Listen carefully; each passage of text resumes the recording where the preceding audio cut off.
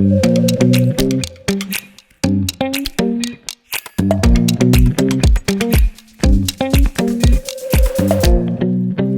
right, y'all. My name is Gracie Frizzell, and this is Conversations from the Ground Up with Collier & Associates Land Division. Today we have Duane Wright. He is executive broker in Arkansas, associate broker in Missouri, and managing broker in Oklahoma. He is also an accredited land consultant, the only accredited land consultant in Northwest Arkansas, and we are super happy to be here with him today. Duane, thank you very much for being here with us. Thank you for having me on it, Gracie. Yep. So kind of just tell us about how you got started into real estate and your real estate journey. And I think, I don't know how far back it was, probably around 2015. I was let go from the gas company and I found a new career. Well, I started my own business. I had tractors and I had land and things like that. Very thankful to have worked for the gas company. In my work there, I'd worked there since 2001, so I had got to know a lot of people in Northwest Arkansas. My job was to go all over, and I met a lot of landowners through that, and it come back to serve me very well, and I'm very thankful for that. So, but so I just thought, I need to get a job, but that transpired into starting my own business, which I started NWA welding and tractor work. I had fell back on welding throughout my whole life. I grew up in a welding shop. My father owned Wright's Welding in Greenbrier, Arkansas since about 1978, and it had provided me with a lot of high-end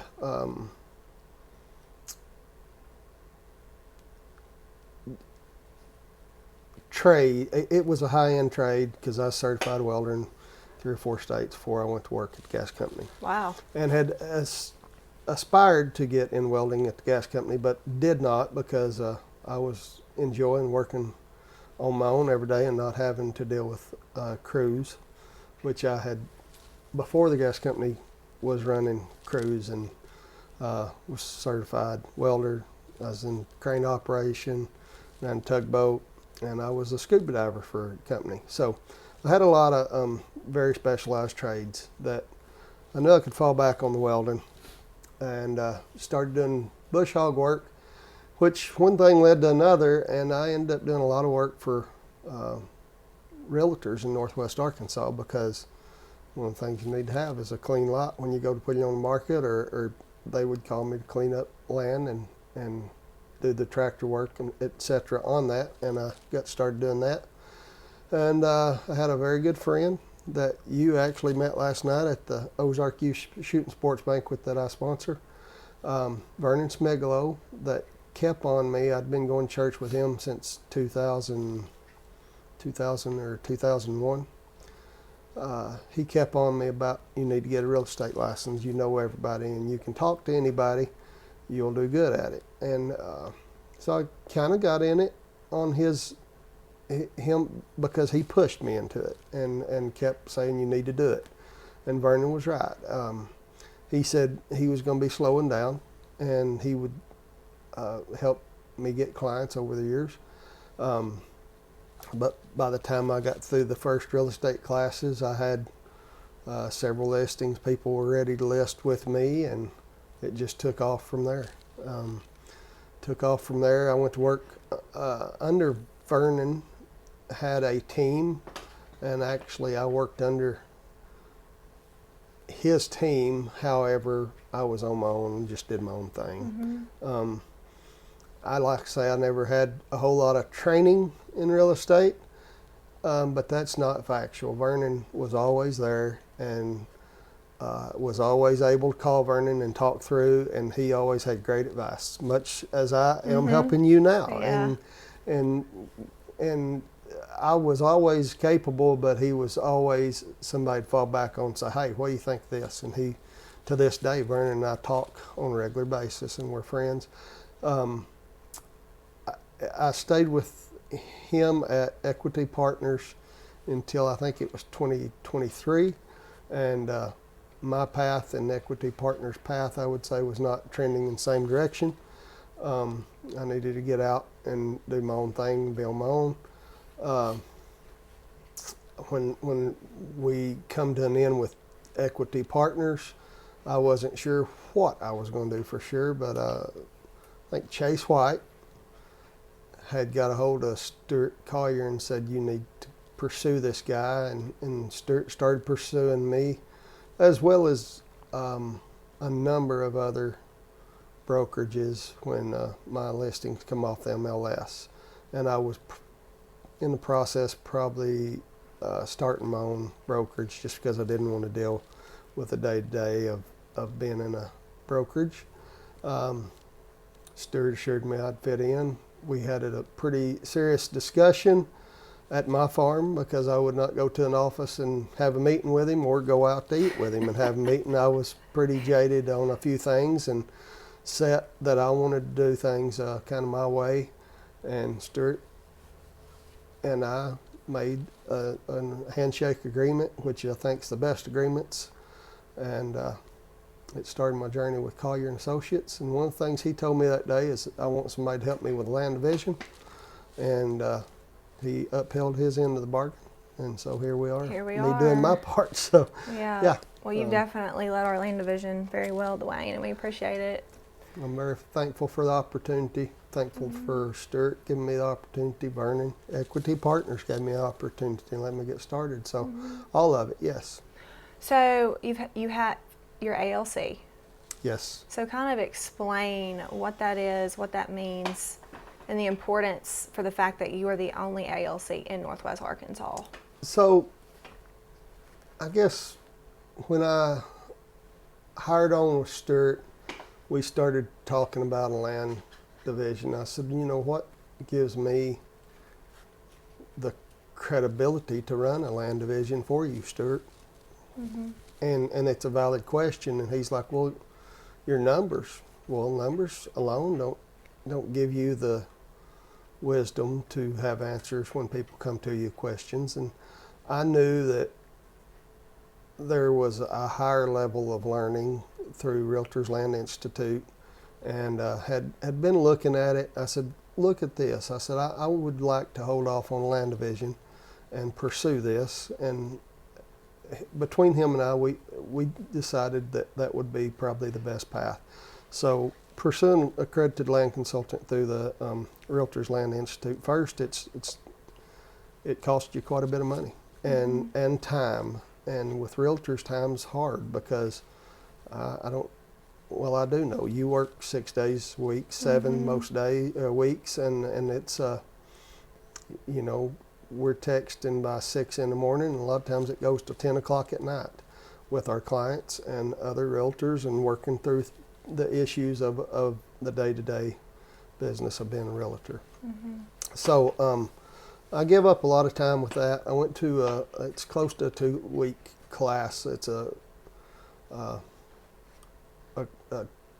land consultant boot camp, basically, that you're there taking classes, getting the knowledge. But aside from knowledge, you have to have 15 million in sales or 25 25 land transactions under your belt to get it. Current rules are you have to have you have to go to one of the national land conferences that they put on. So I started that journey, and I had the 15 million. I needed the classroom hours, which I got. And in that you have basics of land brokerage is one thing you take. Most guys that's got 15 million is going to know that. We took a couple day class on 1031s, recreational real estate. So recreational real estate would be where you go from, let's say, agriculture to someone that wants to buy it and have it for a hunting camp, or transitional. We did that. So from agriculture to commercial, and what the process is to go through your city planning commissions, etc. All the from agriculture to getting a development going. So it took probably from April of that year when I signed up to, I think I got mine in November, but I wouldn't have been able to do that if I didn't have the transactions and a pretty good basis in it to start with. And there is a test that you take to get it, and took that and passed it, and had that. But then you have to put together a portfolio showing your ethics are up to par. You have referral letters, etc. to do. So it's a process. And one of the reasons a person should do that, or you don't have to start out by going all in like I did and getting ALC. But through the Realtors Land Institute, you do have classes. And so the National Association of Realtors tells us that we should not practice land, luxury, or commercial without extensive extracurricular training or book learning on it. So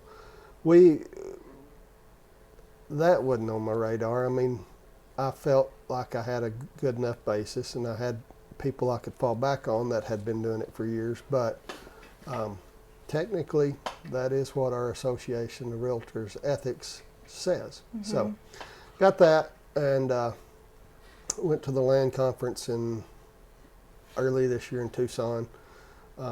It's a different bunch that's in this group. It's the main thing I have got from it, I feel like I had a good basis on most of the topics.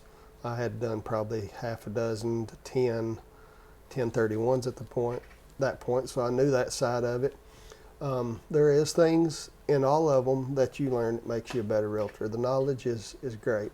However, the relationships are bar none. I met people in RLI boot camp that I will be friends with until I die, I'm sure. Just for instance, one has come back to pay great dividends. My son's in college out in South Carolina, and he's a very good friend of mine now that is just like a lost uncle my son didn't ever know he knew, Richard Williamson.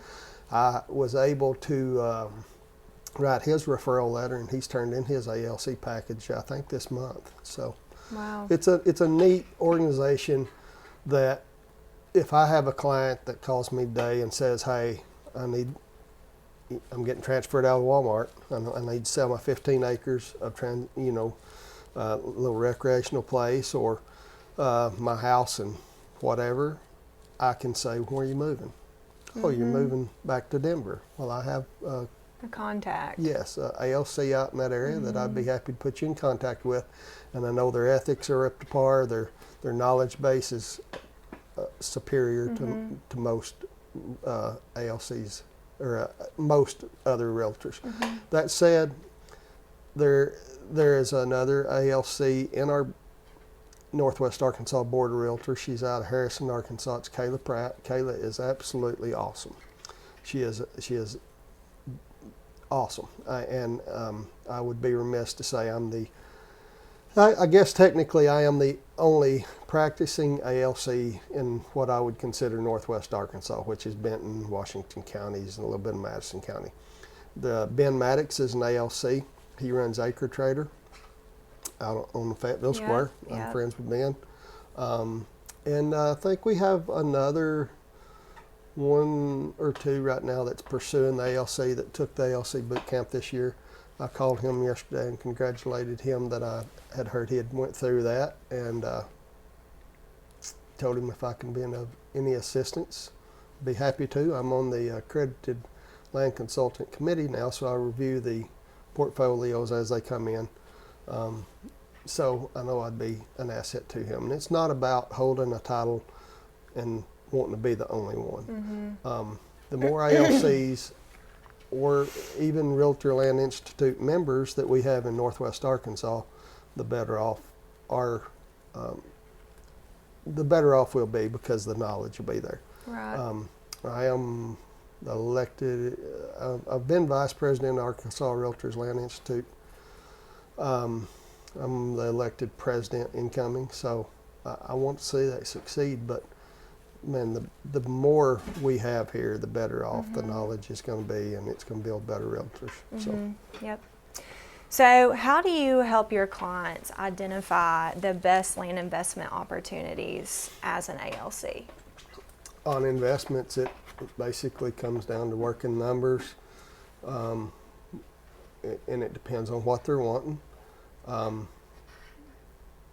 I subscribe to acres.com. It's a big investment on a monthly basis.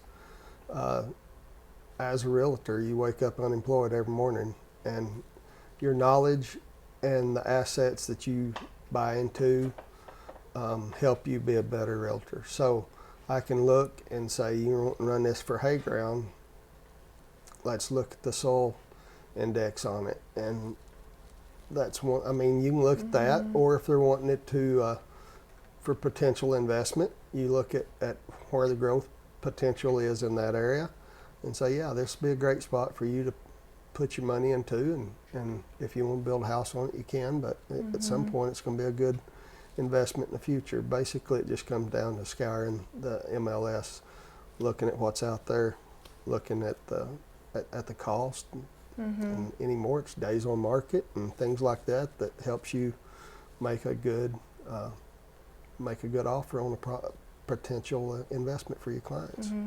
How can ALCs benefit clients on like property management or land ownership in general? Like what kind of consulting can they provide clients to better their operation? We can, it lends into some of what I just discussed, but through transitional real estate course, you learn all of doing you can do a lot of your due diligence for your clients before it hits the market, if they have time and want to, or want you to. So you can look at will this piece be an equitable piece of property that we can develop, or is it something that's not going to be developed? You can help by pulling out your floodplain, looking at the planning commission's rules. Do they allow how many units per acre? Is there sewer available? If not, will it perk? You can do a lot of that due diligence and work with them on it before it ever hits the market. Or if they're purchasing, you know to put that into an offer if it's going to be something they want to develop in the future. Yeah. How have you seen Northwest Arkansas evolve in the last 5 to 10 years? In regards to development, infrastructure, land. So it seems like infrastructure is key on where and what grows. Right now, the interest rates have us held back a little bit, and I feel like our president is telling everyone they need to be lower, and he's working towards getting them lowered. So I feel like we do have a significant number of people sitting on the sidelines waiting on that to happen, which creates a little bit of a stale market. And we have our stock. If you look at land as a item that's stocked on a shelf, is more than it has been in the past, over the history, or over the last 10 years, or 7, 8, 9, 10 years. We have more stock on the shelf right now. So it is a buyer's market. I feel like we're trending, Benton County's trending back off to the west and up towards Pea Ridge, and out where the new I-49 interchange or interstate goes back north into Missouri.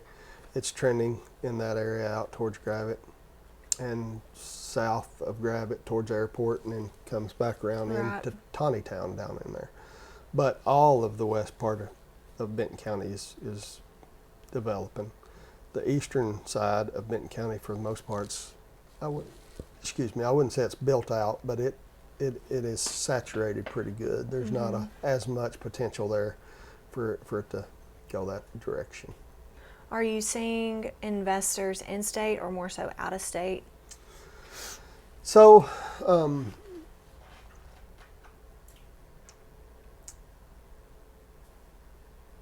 in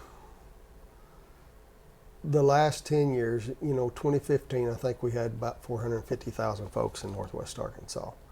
And right now there's around 600, 640, somewhere around there in 2025. By 2050, they say we'll be 1 million. So wow. What they say is doubling. I think that number's taken from probably a 2023 study. So doubling from there to 2050. To do that, it's going to have to spread out. Yeah, where are people going to go? Like, I foresee it going to pushing out west. Centerton. Because just we see more apartments going in that area. Yep. But anywhere they can buy, they're buying land to develop, and a lot of apartments are going up. So in-state versus out-state, I have in the last month talked to probably 4 different developers and worked with them to try to find or their representatives and work with them to try to find property. And it's not easy to find a developable property that suits their needs because they want to get it as low as possible. A lot of times I'm representing sellers as well, and we need to sell that as high as possible for my clients there. So you got to find a happy medium. But we do have a steady influx of people. I wouldn't necessarily say the investors are taking note. When you're one of the top development areas in the country, they're going to take note, and people's going to come here and will sink money into it. When you're growing at 7%, some years it's been as high as 3 or 4, but over a several year period, it's going to continue to grow and go up. So to the point that it'll double. So if your population is going to double, your investment is going to continue to grow in equity as well. So I don't know. I've got clients moving here right now from out of state. So yes, we're always going to have people coming for that, and it's the same thing with investors versus the end user, which is the buyers, right. that buy residential properties or recreational properties. Which upcoming projects do you think will have the biggest impact on future land development here? So you have to look at that, where that growth pattern is going, and one that just finished a couple of years ago is I-49 going up. Yep. It'll continue to go out, but off that, I don't think I have bought the property and all that yet, but there's going to have to be a connector come down to X&A from I-49. That's going to be a huge thing when that happens. Currently, the north bypass, Interstate 612, that bypasses north part of Springdale, comes off at Wagon Wheel Road, just north of that, between there and Low, comes over to Cave Springs, Elm Springs area, and dumps out into 112. Right. So 112 has it's a $300 to $350 million project that goes from Fayetteville to Bentonville. Wow. So where that dumps in there is going to be a hub of activity. Right. From there, it's going to go on over and drop down into Taneytown, and they're starting that now as well. Well, they're built out on a lot of it. So I don't know what the projected time frame is for that to open up, but I know that's going to be a huge deal when they do that. And they'll have a connector that's they've already acquired all the ground, done all the dirt work, and are starting to build. Well, the bridges are built. So I'd say in the next couple of years that'll open up, and There's one going through Siloam, like 412, right? 412 does go through Yep, Siloam. yep. 612 will connect into that Okay. on the west side of Tawny Town. Mm-hmm. But when that comes down there and it goes up to connect to the airport, and 112 has that, it's just going to be a huge economic impact on that area south of the airport. Mm-hmm. There's still a little bit of land east of the airport. I know all those guys. I think you met one of them last night that has a large farm there. So I don't know what it'll take for all that to get bought up and start getting into the development stages, but it's going to happen. There's already some large development starting to happen just southwest of the airport, or they're trying to get the sewer, I think, for that. So NACA has been stressed, North Arkansas Conservation Agency. So that'll be a huge deal, getting that upgraded. So there's a lot of projects out there that needs funding. There's a lot that's been funded, such as the 112 project that's starting this year. A lot of that's going to have a huge impact on it, but has to happen for us to get to that 1 million number. Mm-hmm. So with that said, obviously Northwest Arkansas has been known for its ag as well, its agriculture. So like cattle farming, poultry especially. So how is all this development going to impact farmers and agriculture in this region? It will have an impact on it. I'd love to say that farmers will hold their land, but you can't afford to farm at the price that people can get for land. I've got from right here where we're sitting, 2 different parcels listed for different individuals at $150,000 an acre. Yeah. That is hard for a developer to make a return on investment, but there's no farmer going to buy it. It's just developers that's going to buy that for the most part. Right. And some of that that's priced because of the developments that's going in. Mm-hmm. Now, do you feel like in Oklahoma and Missouri, like obviously you've got west and north, do you feel like that's the same situation? Like can a farmer go out and buy land and like run cows on it and make it a profitable operation still, or do you still feel like it's like bleeding out into Oklahoma and in Missouri to where we're pricing farmers out of this area? It depends. If you sell it at $150,000 an acre, you can afford to go buy a herd of cows and buy some acreage to do that with. However, yes, it's bleeding over, but I can still go find folks. I know where some $3,500 an acre land is. Mm-hmm. I love it. I think it's beautiful. Mm-hmm. But to get on up into grazing land, yes, you get on up around 5, and it goes up from there. Mm-hmm. 3,500 would be what I'd call recreational land. Some of it's still good investments for potential growth corridor later. Mm-hmm. But I know we've got an off-market, close to 1,000 acre place in McDonald County, Missouri that is at 10,000 an acre. It's a huge cattle ranch right now, and it's great cattle ground, but man, I just cannot imagine trying to farm on $10,000 an acre land. It's folks with money buying that for down the road for down the road investments. Yep.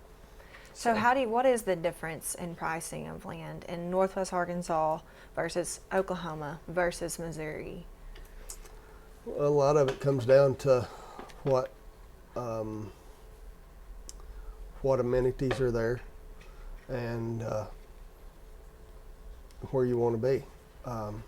Oklahoma with their pot farms has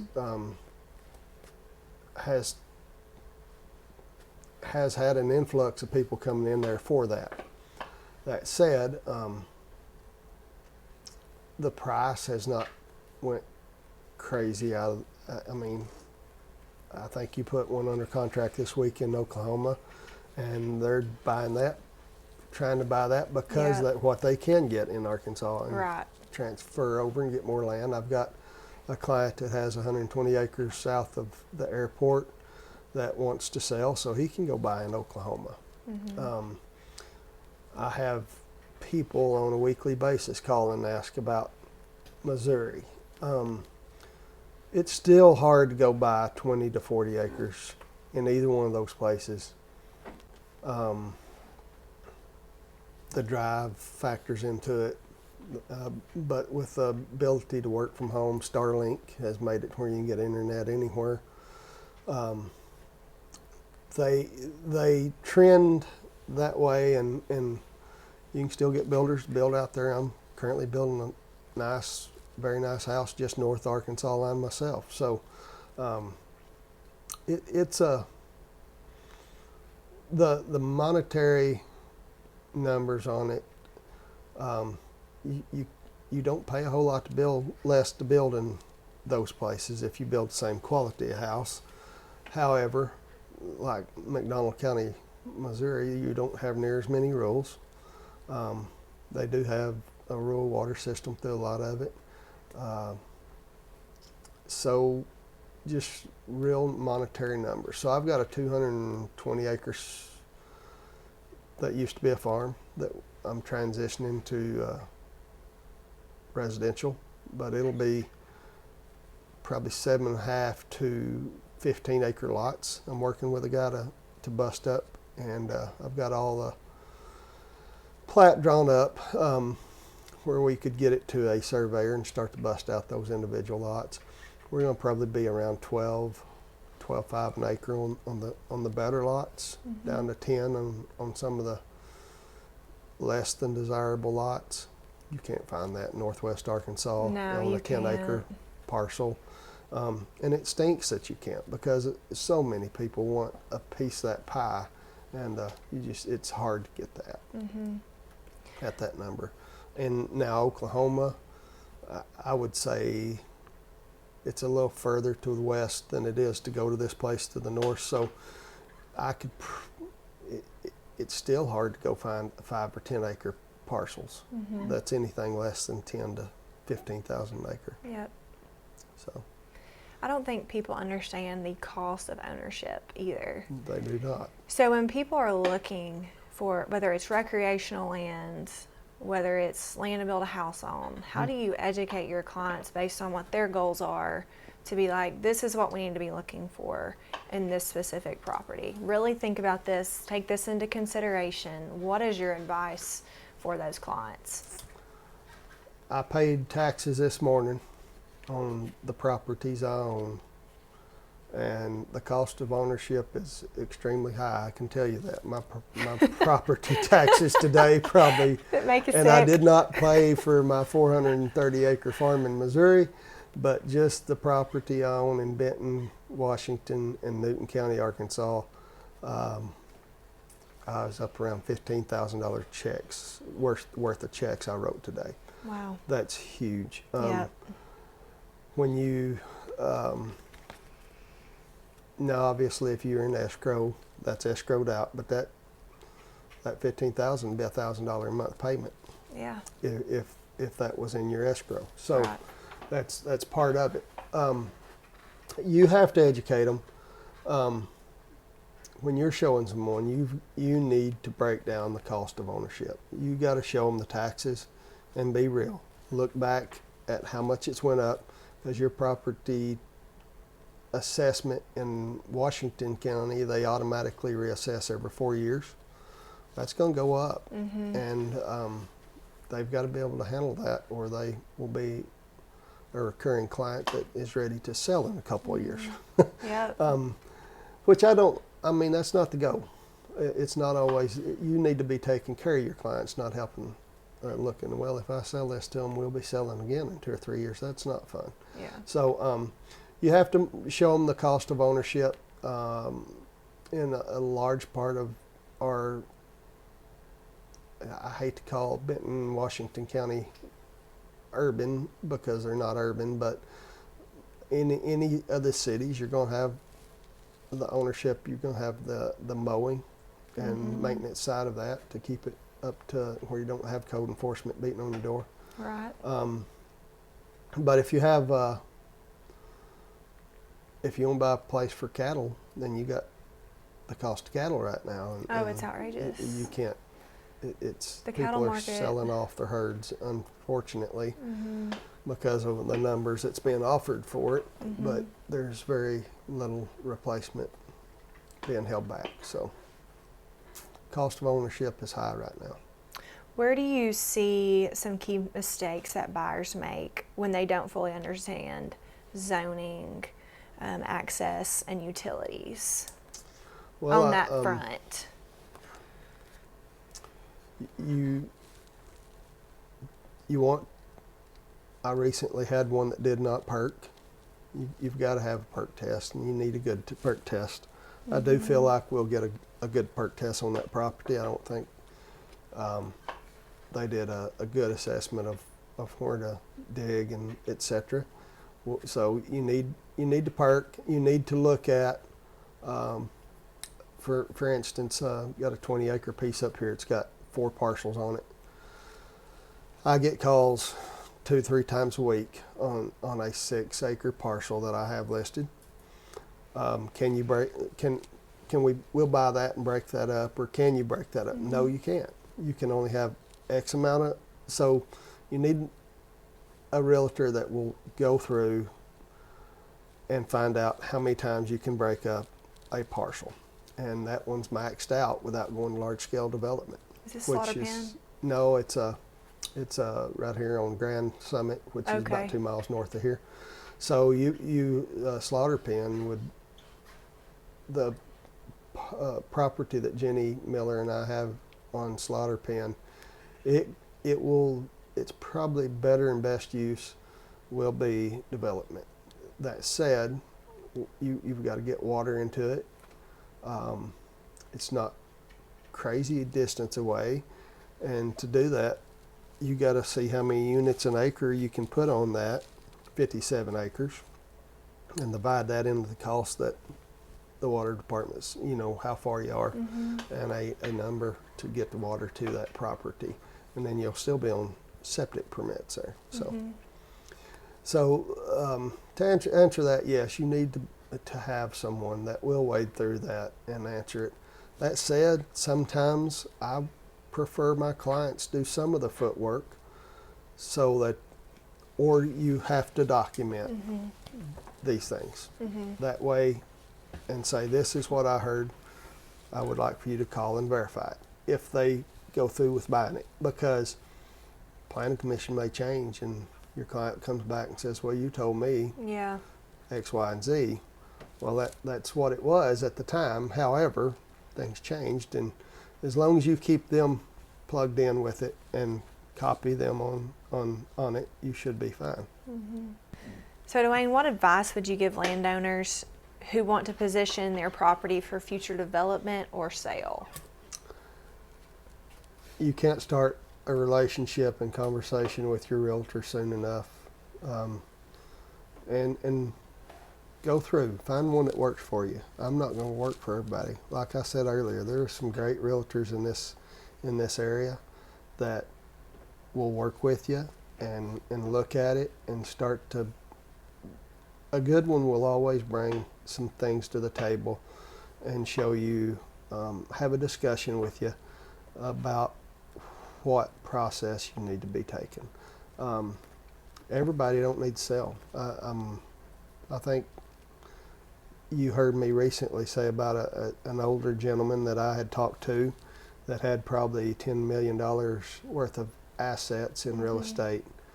The tax implications for him, if he don't want to roll that over into 1031, would have been unsurmountable to me. I mean, that's a lot in taxes.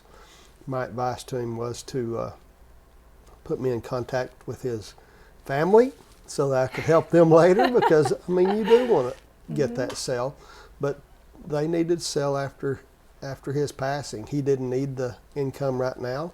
He had other means for his bills and things, so it wasn't important for him to sell.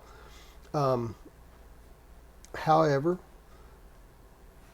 going to ALC boot camp and RLI, made me aware of other options for him.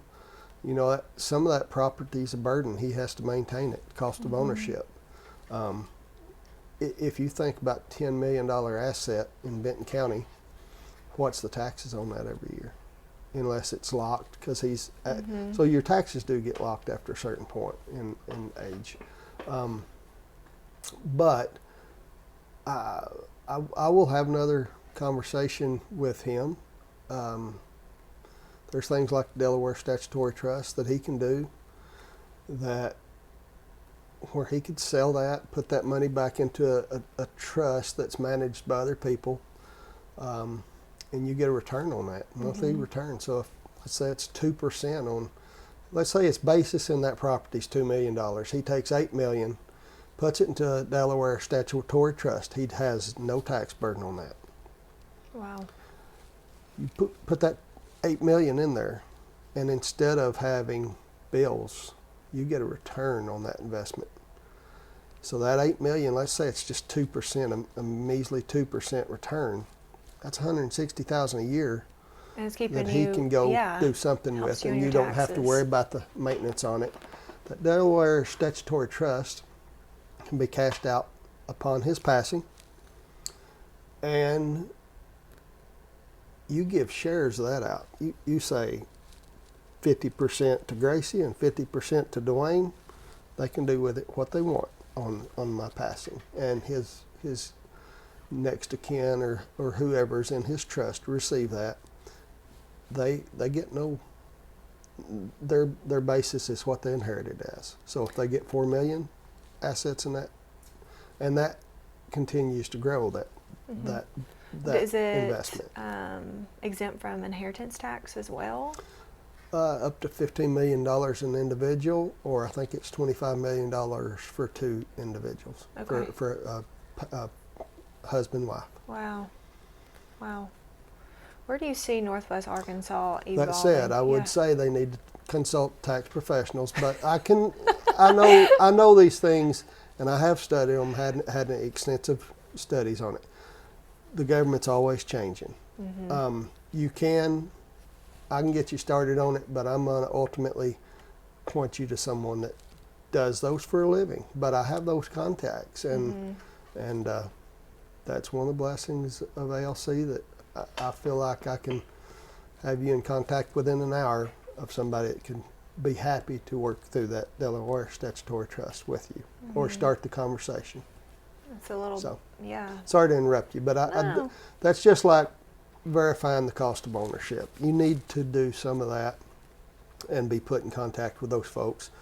I'm a real estate broker / realtor, and that's my job. But the knowledge base I have can put you in a much better position. Absolutely. Very few people have worked through some of those scenarios, and once you have, you realize they're not as daunting as what you think. However, it still boils down to the relationships you've made in this business, and Well, that's also an intangible that you have that you can help your clients benefit from. Yes, very much so. Where do you see Northwest Arkansas evolving over the next 5 to 10 years? I consider it a mini Dallas-Fort Worth personally, on the scale that we're growing. We've got Walmart, 350 acres. So I've likened Northwest Arkansas to a POA that the Waltons pay for, and we're just recipients of. And I feel like that's a good thing. I mean, it's a good thing unless you don't want growth. And we're not going to stop growth. We're just not. So that POA, as long as they're taking care of business and investing, and I wish I had Googled how much money the Walton Foundation and the Waltons and the Tysons, the J.B. Hunts, Georges, all these folks, George, and I mean, it just continues to spill out. Jerry Jones spends money at the university. There's just an overwhelming amount of money that's dumped into this POA that I said the Waltons basically run it, but there's a lot of people, our towns are dumping into it. That is why our investments in real estate here continue to climb at a steady pace. Mm-hmm. And I've always felt like, you know, I bought the place we're sitting on now in 2009 when we had that downturn. But I never saw it fall off a cliff like it did in other places in this country. Yes, it hurt a lot of people, but it just kind of levels out and then starts to climb again when we do have a downturn, which I feel like we're in a little bit of one last year or so. But people's stuff we have leveled off last year, but we didn't lose any. Yeah. So would you say if you can invest in land, even though it is extremely high, the value's high right now, do you see it continuing to create more value, or do you see it ever plateauing?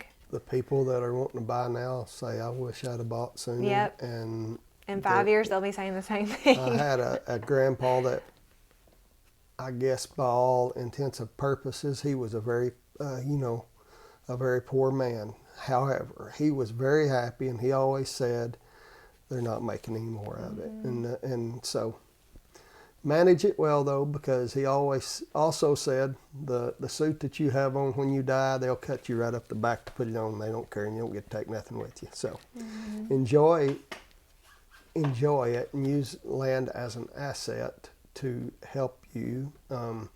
There's many things that land can give you. I personally like for my land to give me an equity in being able to hunt it, being able to manage it for farm use, whatever. You hit me up, I think Saturday or Sunday, and said, "What'd you do this weekend?" I said, "I goofed off on my land." Yeah. And that is no greater feeling than going out and managing, just doing what you want to do on your land, which always resembles work for me. So, but in some form or fashion, or goofing off, if you ask my wife. But yes, we're very much in tune with the land, love it, like to spend time on it at my farm doing something. What's one piece of advice you would give a young person that's aspiring to be a landowner?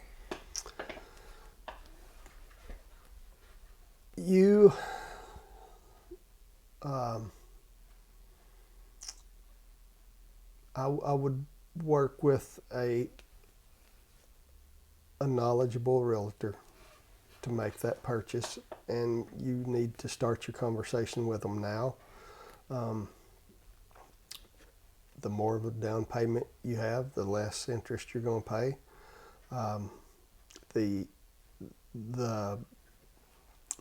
The property that you get, you can put into and work with your realtor to get a good buy. You need to back that up, make sure your realtor is somebody you trust.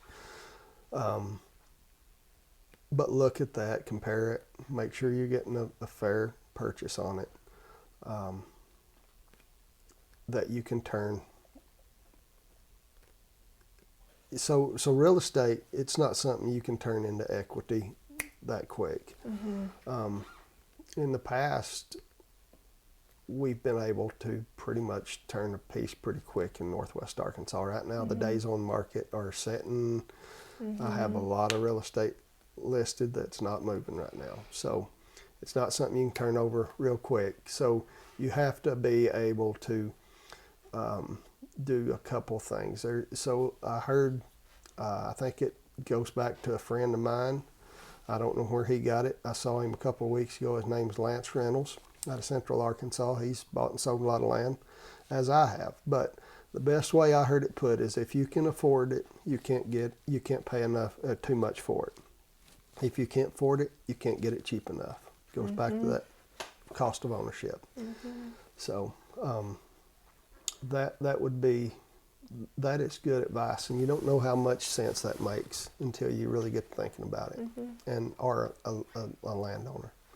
If you can't afford it, it don't matter how cheap you get it.